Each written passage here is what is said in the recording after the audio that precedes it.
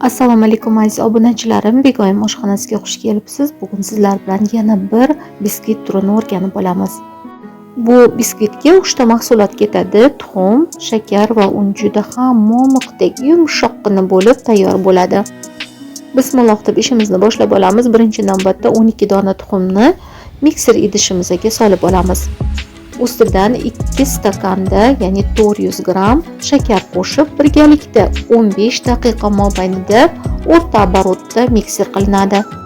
Sira ham oborotni ko'tarmang, aksincha o'rta oborotda 15 daqiqa mobaynida mikser qilib olish kerak. Ana endi oppoq bo'lgan holatda shunaqa quyuqqina ko'pik hosil bo'ladi. Buni ustidan elakdan 2 stakan un, ya'ni 300 gram unni o'tkazib olamiz. Har doimgidek unni 2 ga bo'lib solib olamiz. Asta-sekinlik bilan tegini ustiga o'girib, unlarini barchasi yedirilguncha sekinlik bilan aralashtirib olamiz.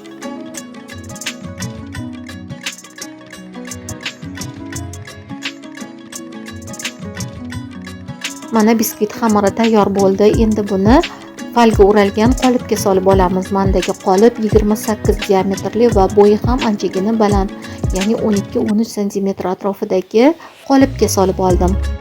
Diametri katta bo'lgani uchun bemalol pishadi. Shuning uchun siz ham o'z qolipingizda kattaroq razmerni tanlab olsangiz bo'ladi.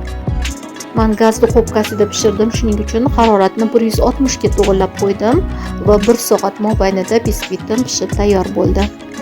Elektr duxovkada esa 110-120 gradus haroratda pishirib olasiz. Mana biskvitimiz tayyor bo'ldi. Endi buni yumshoqlik darajasini sizga ko'rsatmoqchiman. Juda ham yumshoq, momiqqina, kesik holatda ham juda ham chiroyli, ichlari bilan mayin bo'lib pishib tayyor bo'libdi.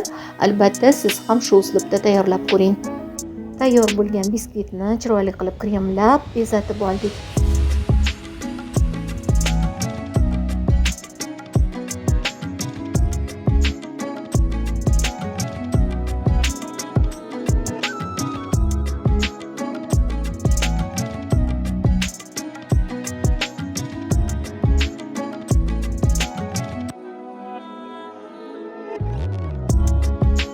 Mana azizlarim, siz yana bir biskvit turini o'rganib oldingiz.